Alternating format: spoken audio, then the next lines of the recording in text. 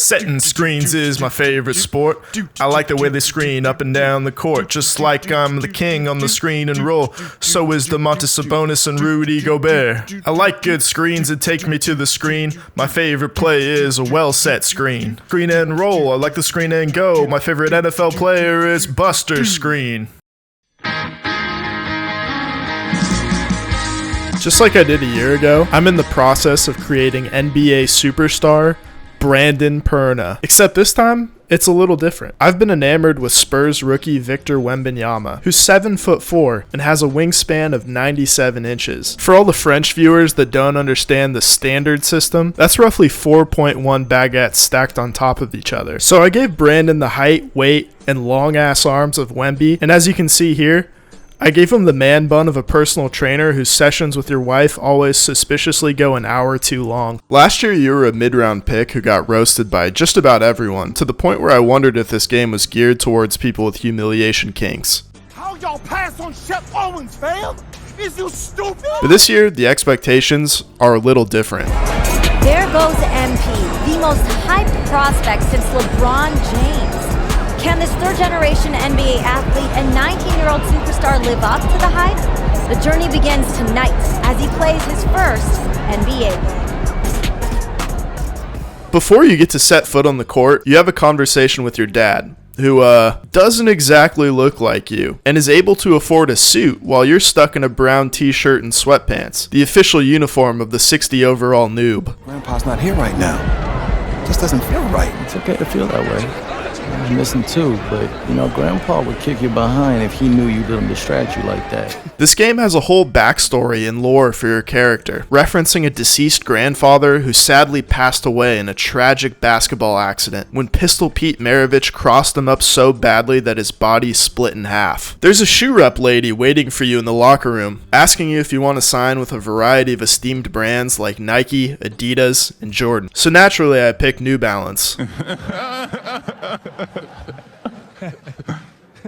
Just for once, I'd like to be able to sign a contract with Air Monarch. It's called representation, folks, and it matters. It's time to have a chat with the assistant coach, and I can't help but feel like they probably could have done another take here. So, I'm ready.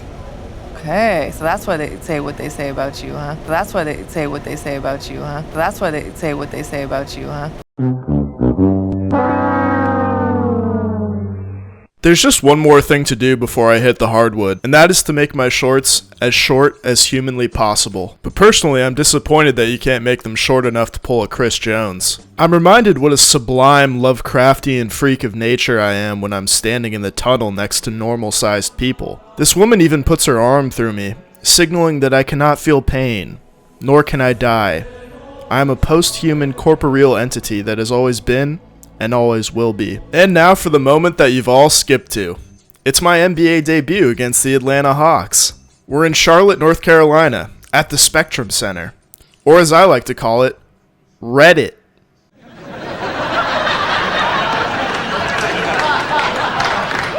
My career gets off to a hot start when I win the opening tip. I set a devastating screen, but I short-arm my first layup attempt in the NBA. I bite way too hard on the pick and roll, and Trae Young makes me pay with a floater. My teammate grade drops to a D+ when I brick a contested jumper, and despite some solid D on the other end, Clint Capella banks one off the glass. The Hornets call a timeout after falling behind 8 points, and the crowd is treated to some sort of Magic Mike reenactment. That too, the law says that you cannot touch.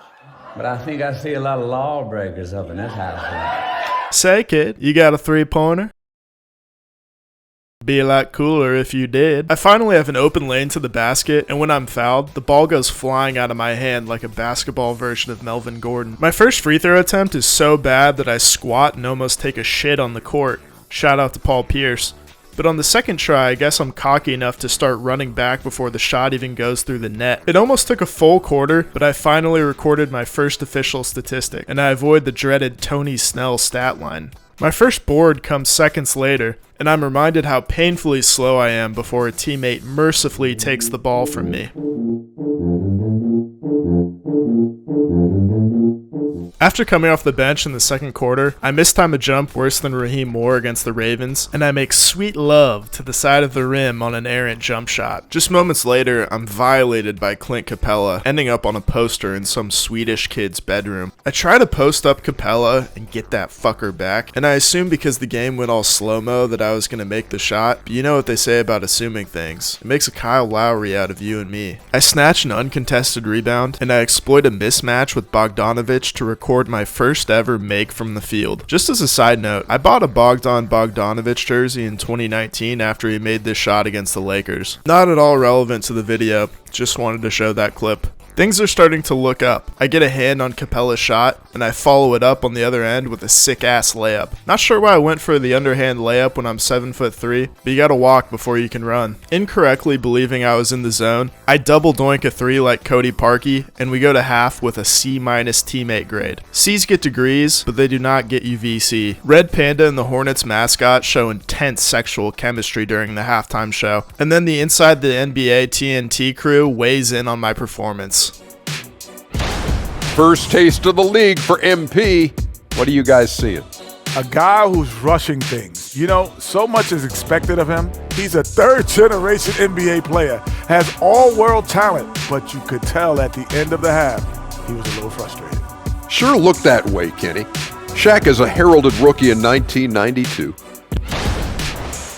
And pivoting back to our first half here. I'm not sure why Ernie Johnson didn't finish that thought about Shaq's rookie season, but I'm not here to tell the best in the biz how to do his job, am I? It seems like most of the team's best plays happen when I'm absolutely nowhere near the ball, but I use my superhuman reach to steal a rebound from Capella, and Miles Bridges squanders my first chance on an assist. Get ready to learn Chinese, buddy. The game once again enters Super Saiyan mode when I track down my fourth rebound, and I finally get that assist when Brandon Miller knocks down an open shot. Let's see. Brandon Miller shooting.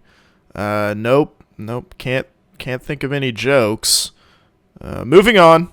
Just when I thought I was figuring this game out, Capella makes me his personal gimp on the pick and roll. This angle really shows off my single-digit defensive IQ. I'm in perfect position for an offensive board, and somehow don't come up with it. And I learned that an 8-foot wingspan doesn't really matter if you try to contest a shot 8 seconds too early. My posting might be worse than your 60-year-old uncle on Facebook, and my hook shot might somehow be even worse. It's now the fourth quarter, and Quinn Snyder reminds me of my ex-wife because he's clearly upset about these 3 seconds, which of course I follow up with another violation.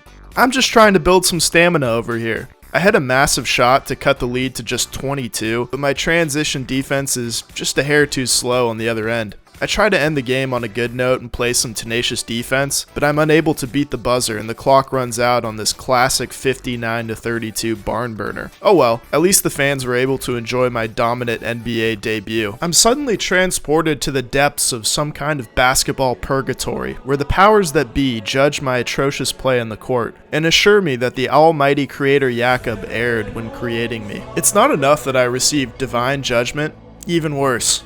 I have to sit through my first post-game press conference. Lisa Sims, Daily Horn. MP, you came into this league heralded as the best player of your generation, and you had a respectable game, but if someone was expecting an all-time performance, they might be disappointed. How do you feel about that? Let me think about that. Fuck you, next question. My first run-in with the media goes great, and I'm looking forward to building a working relationship with all the best reporters, like Bill Simmons, Shams, and Adrian Wojnarowski, whose Woj bombs rival that of Julius Oppenheimer.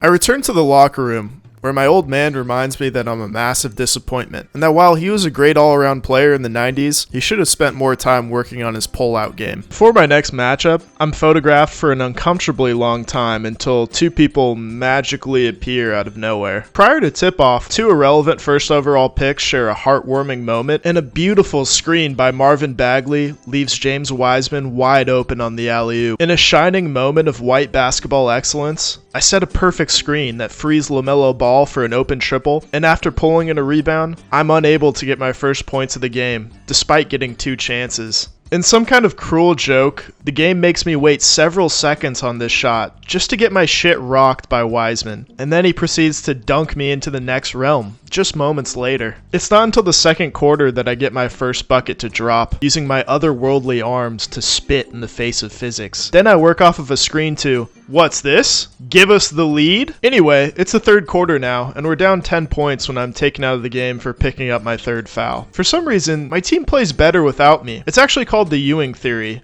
You can look it up.